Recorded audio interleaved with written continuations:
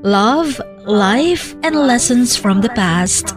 Only at Dear Mags FM with DJ Chin.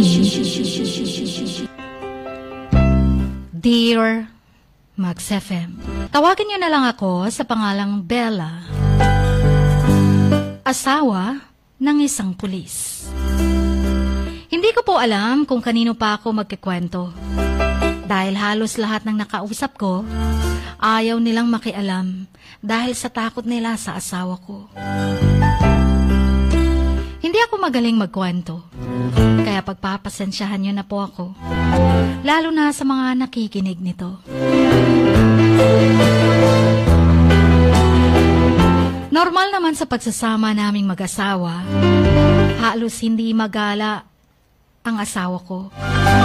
Trabaho, bahay lang, kaya hindi ko alam kung paano pa niya naisingit ang pambabae or pambababae.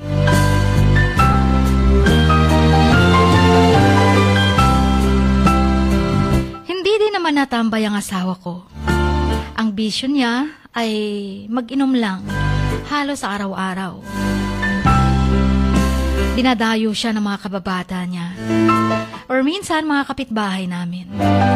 Maglilimang taon na din kaming kasal. Halos 1 taon niya na rin pala akong niloloko. Hindi ko man lang nalaman. Lahat ng accounts niya nabubuksan ko. Kahit cellphone at laptop na gagamit ko. Paano ko nalaman na buntis ang kabit niya? Mismong kapitbahay namin ang nagsabi. Dahil sobrang kalat na sa barangay namin. Dahil nga taong bahay lang ako, hindi ako nakakalabas. Kaya hindi ko nasasagap ang balita. Dahil ang asawa ko, siya yung namamalengke. At hatid sundo sa panganay naming anak.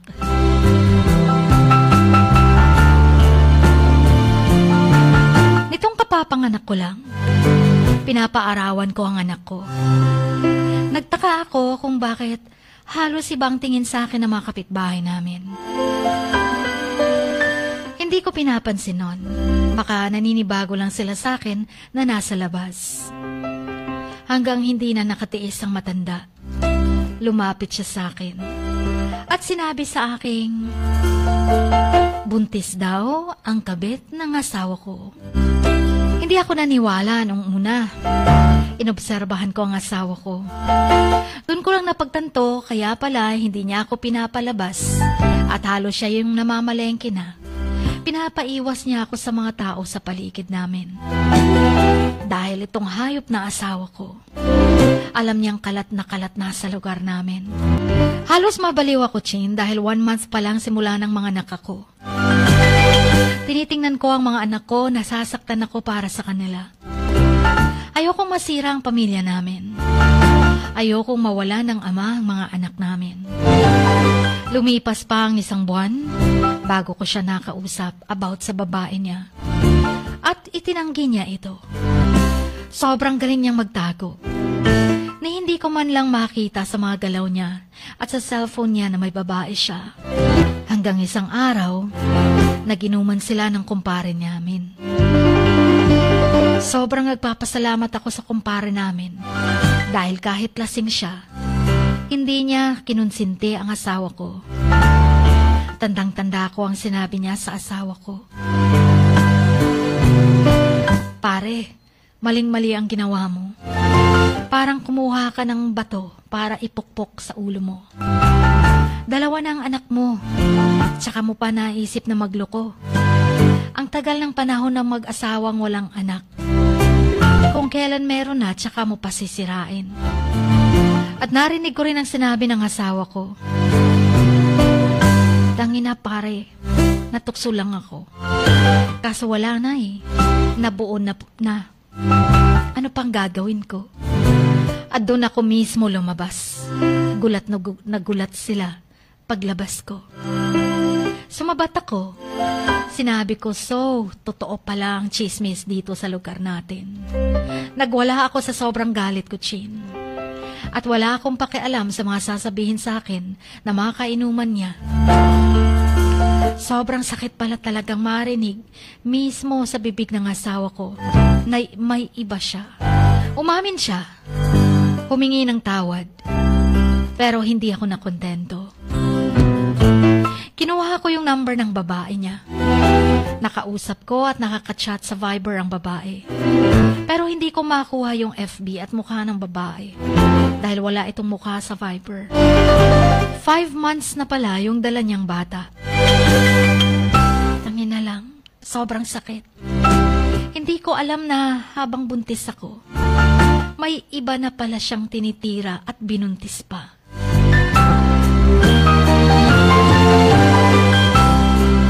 Nagpaalaga pa kami sa doktor para mabuntis ako ulit. Dahil halos 7 years old na ang panganay namin. Sobrang nasasaktan ako. Dahil hanggang ngayon, mas matapang pa sa akin ang kabit niya. At siya pa ang kinakampihan ng asawa ko. Huwag ko daw stressin dahil baka mamatay ang dinadalang bata. Hindi ba niya naiisip ang stress na mararamdaman ko? At nararamdaman ko din dahil sa ginawa nilang dalawa. Halos mabaliw na ako sa kakaisip. Binubuhay na din pala ng asawa ko ang babae. Halos hindi na rin umuwi sa akin ang asawa ko. At gusto pa niyang lumayas na ako sa bahay namin. At iwang ko mga anak ko. Hindi ako umalis dahil may karapatan ako sa bahay. At sa mga anak ko. Hanggang ngayon, hindi kami okay ng asawa ko. Umuwi din siya sa amin na parang wala siyang kasalanang ginawa. Hanggang ngayon, iniisip ko na lalayasan ko na siya at hindi na ipapakita ang mga anak namin.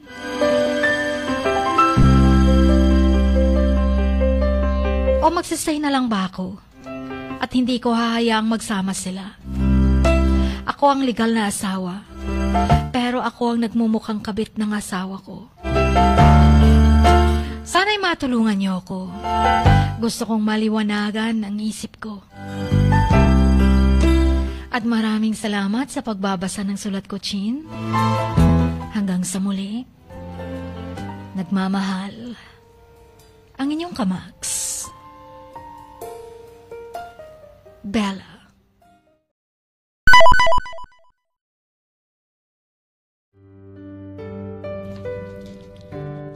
Sa bawat pagluha mo, may nakatagong kwento.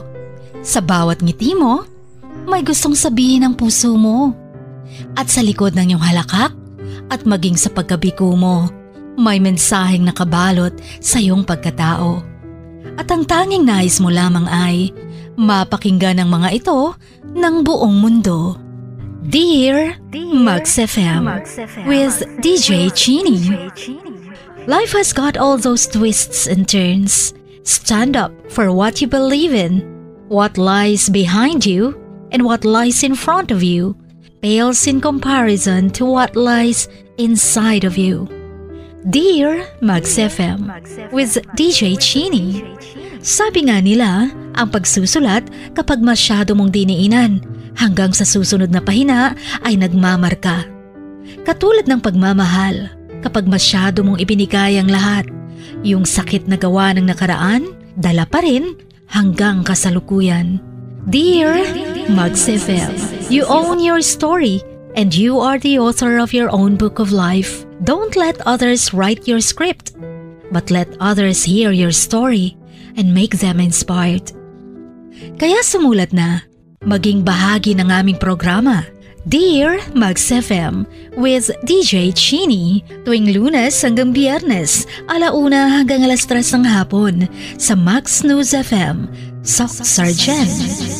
Love, life, and lessons from the past, only at Dear Max FM with DJ Chini.